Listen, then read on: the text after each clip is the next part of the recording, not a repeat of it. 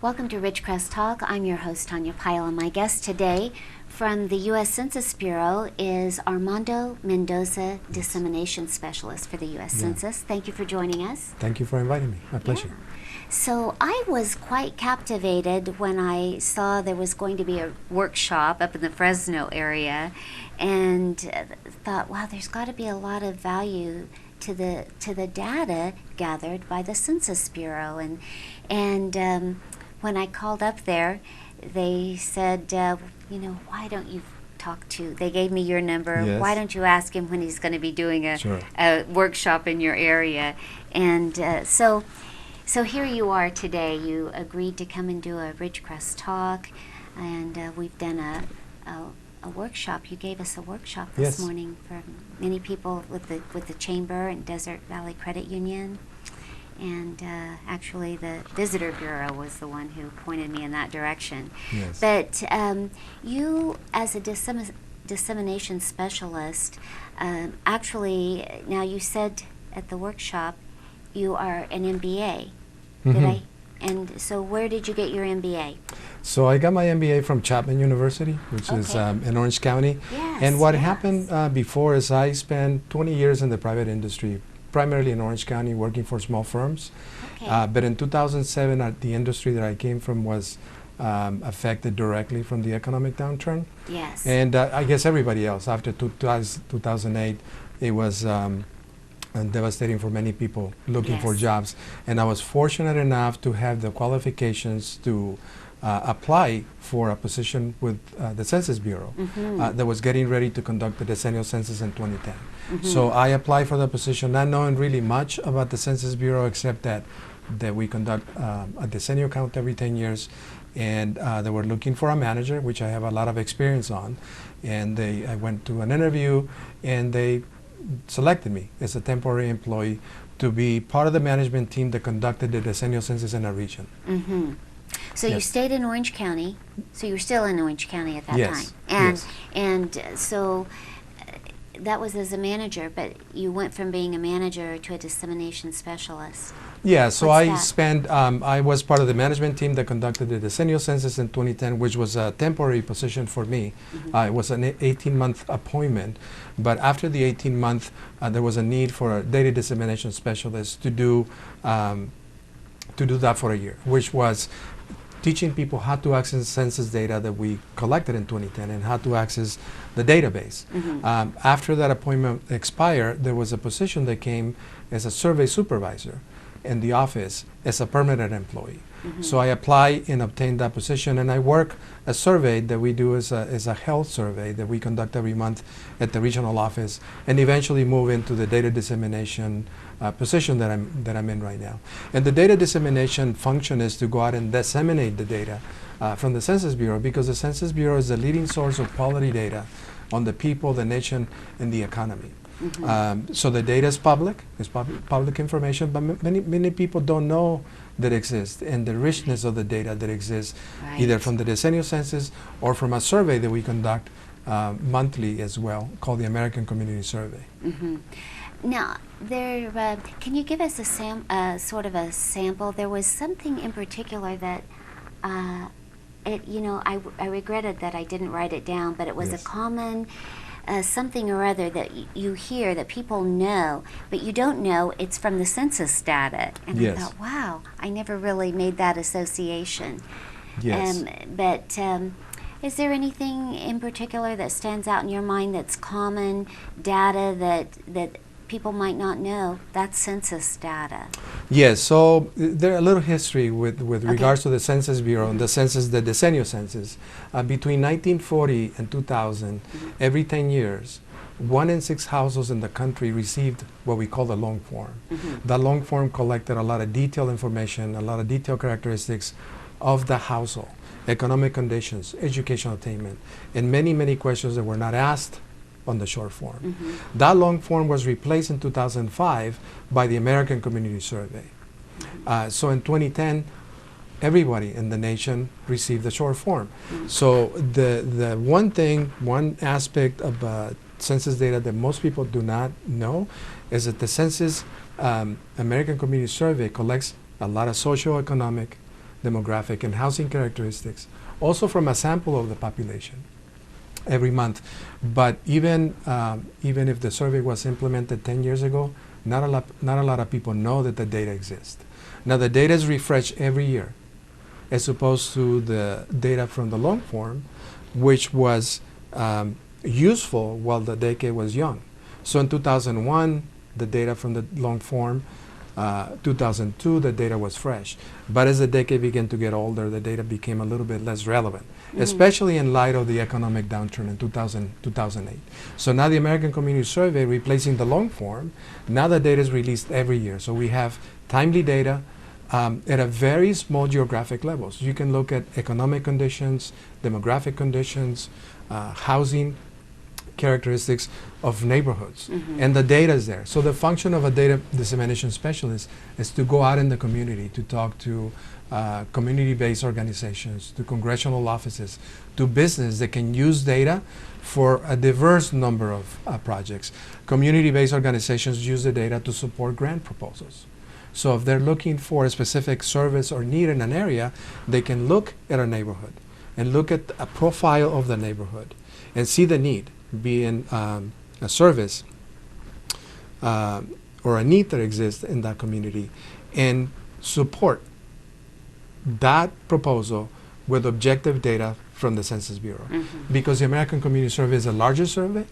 It's 3.5 million households surveyed every year. And it is tied to the decennial census, so it is a mandatory survey that people should participate in. And we encourage participation because that sample is a representative sample. Each household that receives the questionnaire in the mail represents about another 1,000 households. So it's really critical that we obtain the responses from the household. Okay, well, we're going to get ready to take a short break, and when we come back from our break, I want to talk about, other than grants, how the information can be disseminated by people. And used, sure. And used, all right. You bet. So we'll be right back after this brief break. Great. Thank you.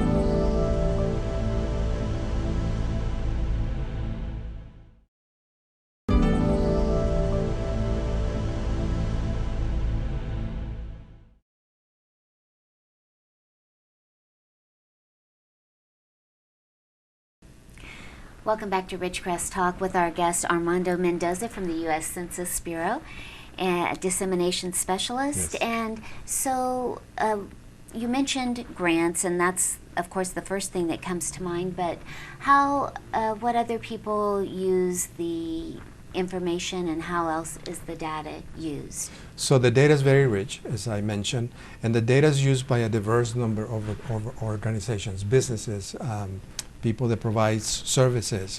It's a very extensive questionnaire. I've never been sampled on the survey, but it takes approximately 20 to 40 minutes to complete. And we ask a lot of questions, and people get sometimes taken aback because sometimes they feel that it's a little bit personal information that we're requesting. But one of the things that we need to keep in mind is that is a sample. If a household receives a survey, we don't know who lives in the house. And it's a representative sample, so the questions and the answers that they provide to us are critical to provide reliable statistics. And again, we ask a lot of questions. We ask, how long does it take you to get to work? And people get taken aback. But the data is not about that person, it's the collective power of the data that allows decision makers to make informed decisions. For example, I noticed coming up on the 15 freeway, there's a major expansion, and most likely traffic engineers relied on American Community Survey to determine traffic patterns based on the data that respondents gives us. We can look at, for example, the percentage of people that have a bachelor's degree. So if a business wants to establish a branch or want to open a business, say a bookstore, traditionally people that have higher education tend to read more. And I know this for a fact because I help an organization that was looking to place bookstores, and they were looking for data from the American Community Survey to determine where were the highest numbers or the highest percentage of households that have attained either a bachelor's degree or graduate or professional degree, because they wanted to place a business in there. Federal agencies use the data for a diverse number of projects. So the data is very rich. It covers about 40 topics, again, and economic conditions, demographic conditions, and housing characteristics. We can determine the percentage of people that own their home. We can determine the percentage of people that rent an apartment or a home. We can determine the percentage of people that dropped out of high school. So this is data for school districts that they need in terms of revamping perhaps a program within a high school and encourage participation. So the data is very rich. Well, this is kind of a fast one example. Yes. But for example, we're in a high drought county. Yes. We're a high drought county, and so I learned there was a grant that had been awarded to a $600,000 grant, and it would be dispersed throughout the 10 high drought counties in California, one of which is our Kern County. Yes. So, but it comes down to $60,000, which doesn't sound like such a lot of money when you're thinking. So if somebody wanted to quickly say, well, how many households, low income or poverty, would actually be potentially apply, potentially submit for some relief from this money. How could we determine quickly how far that 60,000 might actually go? Yeah, so the value of the American Community Survey is that you can look at data at the national level, but you can also look at data at a very small geographic level, a neighborhood size. And the data is comparable because it's apples to apples comparisons. So you can do a comparison, for example, in your the issue with the drought. You can look at Kern County, and you can look at those cities within the county that are they have lower income. And they can have perhaps a larger need. From the American Community Survey, you wouldn't be able to determine who has been affected directly by the drought. So would I be able to determine how many low-income families there are in Kern County? Just boom like that? Sure. And that would tell me how many households might potentially be applying for this. I don't know all the other factors, whether they had to be homeowners or if they could be renters or if you, this, of course. But I'm just as a simple you would go to the website and you could just put in Kern County and low income and see how many there were? Or? Yes, and part of the function of a data dissemination specialist, which is myself and 40 other individuals in the country, is to actually teach people how to access the data.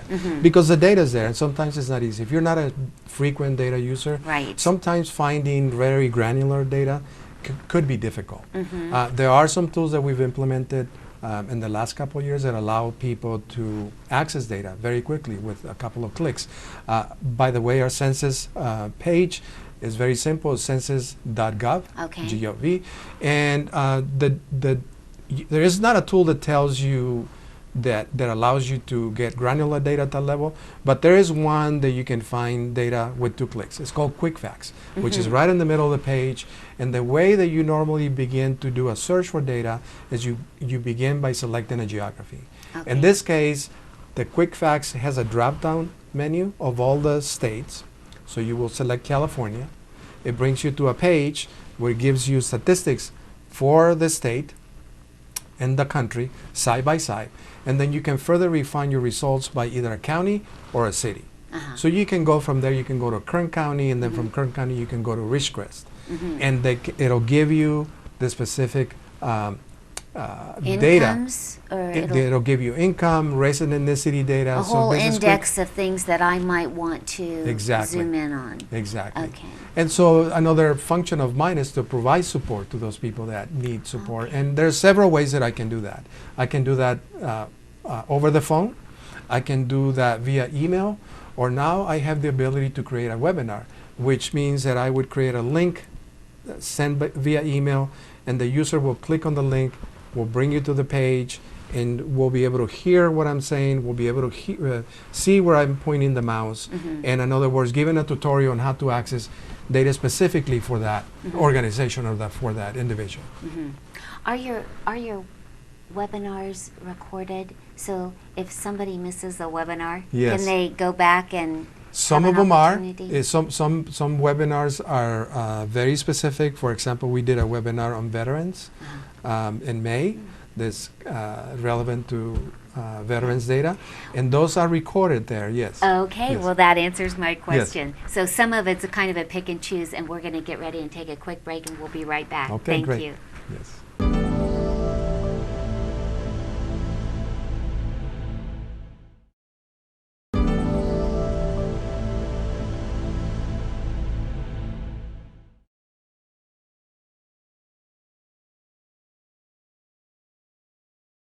Welcome back to Ridgecrest Talk with our guest, Armundo Mendoza, Dissemination Specialist for the U.S. Census. And Armundo, when you were talking about the long form that started what year? The long form was compiled between 1940 and 2000. Okay. And then later replaced by the American Community Survey in 2005. I think the first time I got my long form must have been about, I seem to remember getting one in the, it seemed like the early 90s. Yes. I got a long form. Yes. And I don't know that I had had one before. Maybe I had one once before. Yes. But I got to tell you, I felt exasperated from Yes. it because I expected to open up and just sort of whiz through it and be done with it. Yes. And I got into it and it was just like, oh my gosh, I had to kind of check different information. I had to go back and it wasn't just something off the top of my head. So I felt a little exasperated, and yet I want to get the message out that people need to take the time, Yes. the value in taking the time to sit down and do that survey. Why? Well, in the case of the short, the long form, it's a representative sample as well. Remember, it's one household, one of every 6 houses in the country. That was replaced now by the American Community Survey. Okay. The American Community Survey sends approximately 291,000 questionnaires every month on a random basis. So it's a representative sample, and the reason why it's important to participate is because your questions represents your community, and that's how we can determine poverty rates, educational levels, median household income, who owns, who rents. That's really, really important. The second thing is that people need to know and need to understand that the data is protected by law. So every census employee is sworn for life not to divulge any information. In fact, the data is protected for 72 years. So, and the fines are pretty steep, are $250,000 in fines and 5 years in jail. So it's protected, and I can assure you that we go the extra mile to make sure that the confidentiality is protected by the households. Yes. Very good.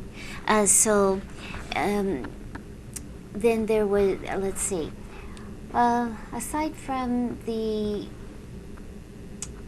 I guess it was the data and how it's used, is the value of the people doing Yes. it. I mean, we had people who very thrifty at doing grants and saying about how they couldn't get a grant, the difficulty. And you Yes. were able to tell them how they could sort of neighborhood search Yes. and be able to get the information they needed that is here, but they didn't have that, and so they weren't able to get certain grants that would have helped their schools. Yes, so we have a menu of workshops specifically designed for the audience. One of them being for those people that write grants and that rely on census data to support the grants. We have workshops specifically designed for businesses. We have workshops specifically for media. The media that wants to know and create reports about a community and how the community has changed, and the questions that the Census Bureau data can answer in terms of how the population is changing how old or young the population is, and so forth. So there are a number of workshops that we offer, and they are free of charge. That is the function of the data dissemination branch, to go out and teach people how to answer those questions and how to mine for the data. So some businesses, oh, excuse me, Yes. but they might have a more ask you to come and give a more specialized type of workshop, Right. specific to their business and Exactly. how their people might. Sure. Okay. Just like the example that I gave you in terms of the organization that was looking at placing bookstores. Mm-hmm. You know, their data that they need is very specific to their needs to create their marketing plan. And so those organizations we focus exactly in their organization's needs, which vary very greatly from an organization that's looking for to get some grant money. The grant money may be they're looking at characteristics of the population in terms of poverty rates, single moms, grandparents as caregivers, as opposed to the business organization, they're looking at characteristics of the population in terms of educational attainment, median household income, and so forth. Mm-hmm. So the needs for each organization vary, and we tailor those workshops specifically for the organization that we're training. What's this that I got at the workshop? That is a data wheel that is from the American Community Survey, and it has data Mm-hmm. on the social demographic characteristics of the entire 50 states. So you can look at the median household income, and you can look at the median household income in Indiana and what it is compared to California or Right. any other state. Oh, you must have heard me say I'm from Indiana. Yes. Oh, one of the participants said, "Oh, is that a state?" Yes. The Noive. Yes. Okay. All right. So people can contact you then if they want. Do you get to pick and choose where you will do a workshop, who you might be too busy or? So the way they usually work, there's other 5 individuals that work out of the regional office or cover the Los California? Angeles, California. Oh, okay. So I cover Orange County, Riverside, San Bernardino, Imperial, parts of the Central Valley. And the way that I work is I usually go to an area and establish 4 or 5 workshops and spend 1 or 2 days and make sure they have enough coverage for that. Then I go back and regroup in my office and may go to San Diego per se for 2 or 3 days once I establish those relationships. The goal is really to go out and disseminate the data and let the people know the valuable and the richness and the the free of cost that the data is there. Now the reason why we do it free of cost is because we are doing this for the first time throughout the decade, making sure that the population understands the political implications and the economic implications, which I haven't talked about. The decennial census data sources a base of the distribution or the reapportionment of the 435 House of Representative seats. Those get reapportioned every 10 years based on the population count. In 2010, California remained at 53 seats. First time in California that California did not gain a congressional seat. And the so history. the population growth had to do with whether they were going to gain a seat or lose a seat. Exactly. And there were some states that lost a couple seats. Top of my head, I remember that New York lost 2 seats and Ohio lost 2 seats. Before we go, Yes. can you give us how to contact you? Yes, they can contact me directly in my office, and the number is 818-554-3606.